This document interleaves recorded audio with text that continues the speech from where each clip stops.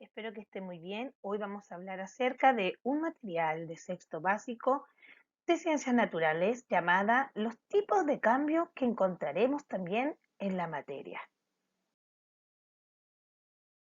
Recordemos que estuvimos viendo en los videos anteriores acerca de los principales cambios de estado que se pueden producir dentro de una materia. Recordando el principio básico de que la materia no se destruye, no desaparece, sino que se transforma o se transmite.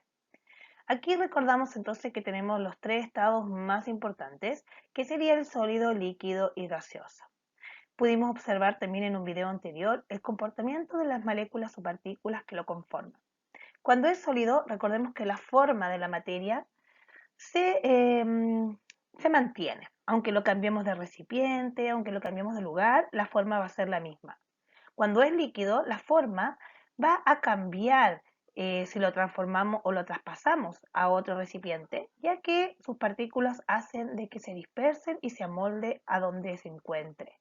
Y el gas tiende a ocupar todo el volumen que pueda, se dispersa rápidamente y cambia la forma y volumen si lo cambiamos de un lugar a otro, como en los ejemplos que aparecen acá. Si una piedra la colocamos en otro lugar, mantendrá su forma.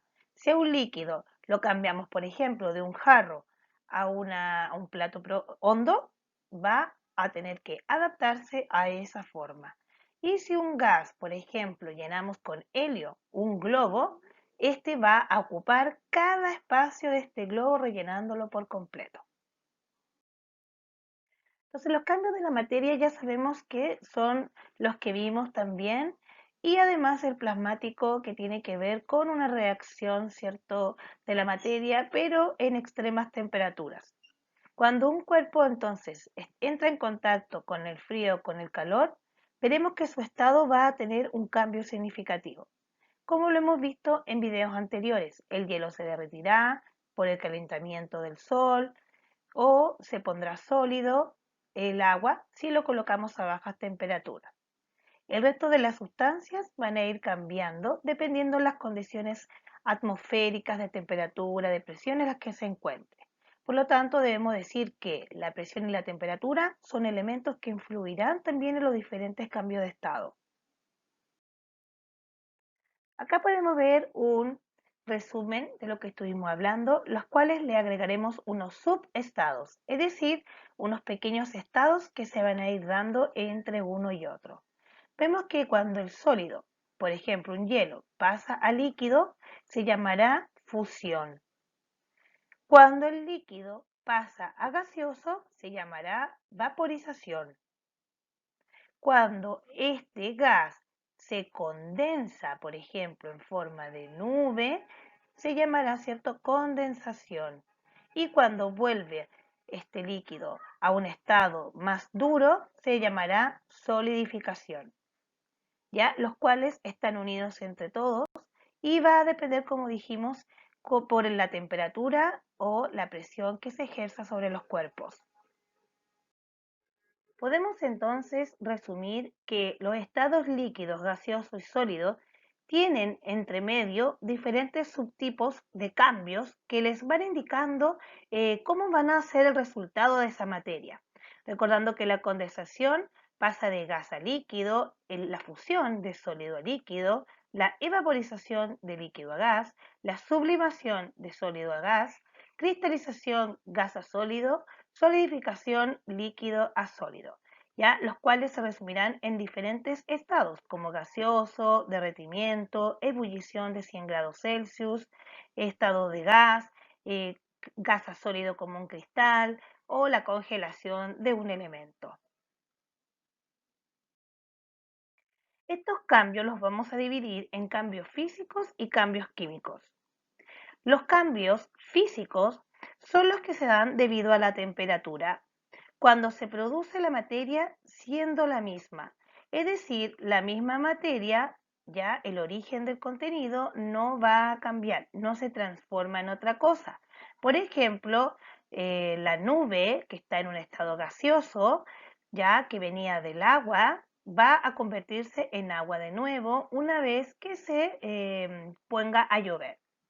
En cambio, los cambios químicos se producen cuando la materia ya no mantiene el mismo elemento o no se transforma en algo igual, sino que en algo totalmente diferente. Por ejemplo, tenemos la materia química como un cambio químico. Por ejemplo, si tenemos un, un tronco, el tronco le colocamos fuego y ese a su vez va a transformarse en un nuevo estado de materia. Va a llegar a un estado alto de temperatura y va a emitir gases y diferentes elementos transformándose en otro tipo de materia. Te dejaré entonces la siguiente actividad para que la señales en tu cuaderno. Recordemos que dijimos que hay los cambios físicos donde se mantiene el mismo elemento y la materia queda igual del mismo contenido, o sea, continúa siendo la misma materia.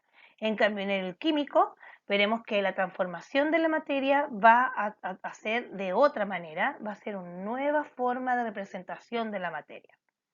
Señala los que son cambios químicos y los que son cambios físicos de la imagen, ¿ya? Puedes dibujar estos elementos en tu cuaderno y colocar abajito si corresponde un cambio físico a un cambio químico de la materia. Además, responde estas preguntas. ¿Qué pasa con el agua de la tetera cuando hierve? ¿Qué cambio experimenta el agua?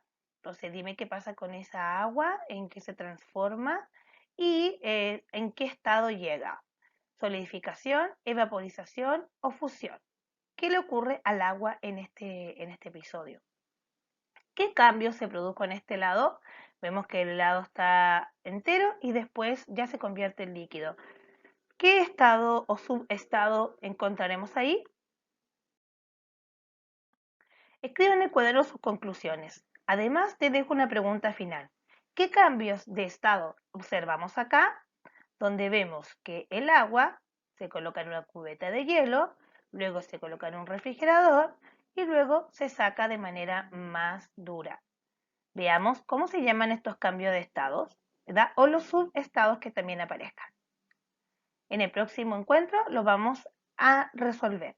Nos vemos, cualquier cosa ya sabes que puedes contactarme. Chao.